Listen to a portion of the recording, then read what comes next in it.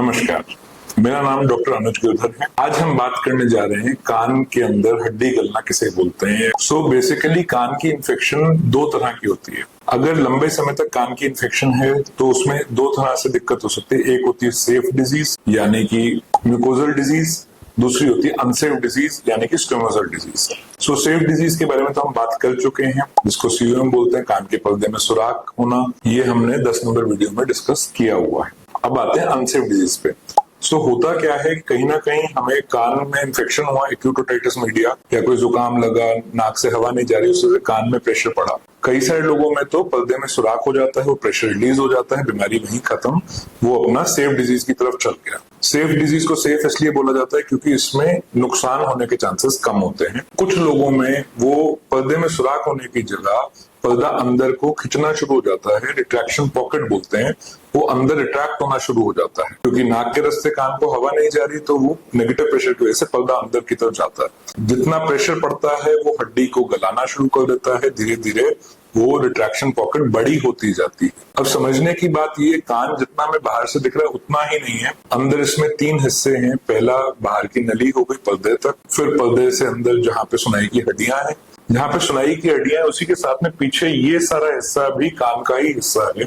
इसको मैस्टॉइड बोलते हैं। इसके अंदर आमतौर पे हवा होती है, बट जब इन्फेक्शन होती है तो इसमें भी पस जमा हो सकती है। अब समझते हैं कि जैसे जैसे रिट्रैक्शन पॉकेट बढ़ेगी वैसे वैसे ही मैस्टॉइड की हड्डी भी गल सकती है, सुनाई की हड्डियां भी गल सकती हैं, सुनाई की जो बिल्कुल बारीक वाली हड्डियां वो भी गल सकती हैं। अगर इसके अंदर जो रिट्रैक्शन पॉकेट बनी है उसमें डेड स्किन सेल्स या बाहर की चीजें इकट्ठी होने शुरू हो जाती हैं, तो उसको कोलेस्टोमा बोलते हैं। जो हम कहते हैं कोलेस्टोमा की बीमारी हो गई है, वो बहुत खराब बीमारी है। ये अंदर जो चमड़ी इकट्ठी होने शुरू हो जाती है वो धीरे धीरे बढ़ती जाती है और उसके रास्ते में जो जो चीजें आती हैं वो हर चीज को नष्ट करती जाती है, गलाती जाती है। सुनाई की हड्डियां भी गल जाती हैं। ज्यादा दिक्कत वो है कि जो पीछे की तरफ बढ़ती है या अंदर की तरफ बढ़ती है वो दिक्कत करता है। कई लोग पूछते हैं कि क्या कान की बीमारी जानलेवा हो सकती है?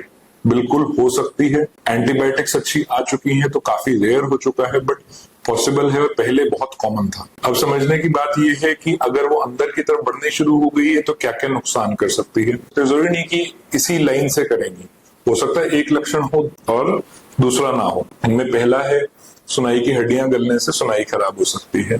कान के अंदर से चेहरे नस निकलती है, 7th नर्व, फेशियल नर्व बोलते हैं। अगर नस पकड़ में आ गई तो चेहरे का लकवा हो सकता है। एक साइड का, जिस साइड का कान में दिक्कत है उस साइड का चेहरा काम करना बंद कर जाएगा। उसके लक्षण होते हैं कि आंख बंद नहीं होती, मुंह टेढ़ा होना शुरू हो जाता है, एक साइड से पानी लीक करना शुरू कर जाता है खाना पानी पीते समय। कान का काम बैलेंस का भी है, कॉन्टिन्यूस चक्कर आ सकते हैं। अगर ये बीमारी कान से निकलती है तो हमें ये समझना पड़ेगा कहाँ कहाँ जा सकती है। कान की छत और दिमाग के तले एक पतली सी हड्डी, टेगमेन नाम की हड्डी बनाती है।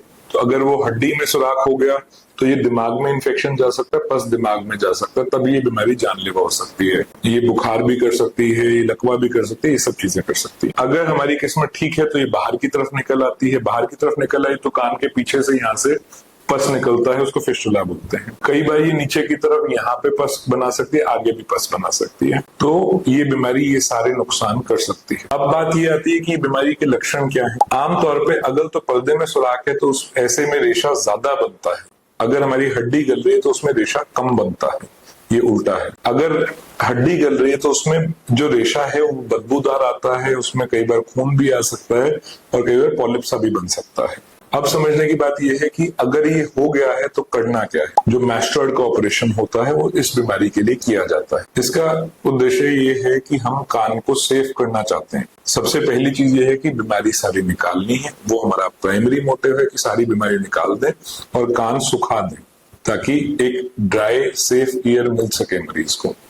सेकेंडरी ऑब्जेक्टिव क्या है कि इसमें सुनाई की जो नुकसान हुआ है वो भी रिकंस्ट्रक्ट किया जाता है, बट प्राइमरी इसमें हमेशा कान की सेफ्टी रहेगी। जो सुनाई है वो सेकेंडरी हमारा ऑब्जेक्टिव है। सुनाई के लिए भी सुनाई की हड्डी बना के लगाई जाती है। ऑपरेशन कई बार पूरी बेहोशी में किया जाता है, कई बार सुन करके किया जाता है, डिपेंडिंग ऑन बीमारी कितनी ज्यादा है और डॉक्टर कितना अपने उस पर श्योर है। छोटे बच्चों में ये हमेशा पूरी बेहोशी में किया जाता है। फिर अगला सवाल आता है कि अपना अगर ऑपरेशन होना है तो क्या क्या जांचें चाहिए। अगर बेहोश करना है तो पीएसी वाली बेहोशी वाले सारे टेस्ट चाहिए। कान के लिए इसमें सुनाई की जांच होती है, दूरबीन से जांच होती है और सीटी स्कैन होता है। सीटी स्कैन हमें ये बताएगा अंदर कितना नुकसान हो चुका है। उसके बाद लोगों का सवाल आता है कि कितने टाइम का प्रोसीजर, कितना टाइम लगता है। ये डिपेंड करता है कि बीमारी कितनी ज्यादा फैल चुकी है। इसमें 1 से 3 घंटे के आसपास लगते हैं। इस ऑपरेशन में जितना भी गला हुआ हिस्सा है उसको ड्रिल के माध्यम से उस हड्डी को निकाल दिया जाता है। और पहला फेज तो ये है कि सारी बीमारी निकालना है ताकि ईयर सेफ हो सके। फिर सेकेंड पार्ट आता है इस ऑपरेशन का, रिकंस्ट्रक्शन, जिसके अंदर सुनाई की हड्डियां भी वापस बनाई जाती हैं और जो कान का पर्दा गल गया है उसको भी नया बना के लगाया जाता है। ऑपरेशन के बाद चिंतित कब होना है? अगर बुखार आ रहा है, अगर दर्द रुक नहीं रहा, अगर कान से ब्लड आ रहा है, अगर चक्कर आ रहा है, या चेहरे पे हमें आंख बंद नहीं हो रही है, या फिर चेहरे पे सूजन बहुत ज्यादा आ रहा है, तो हमें चिंतित होना, तो अपने डॉक्टर को बताना है।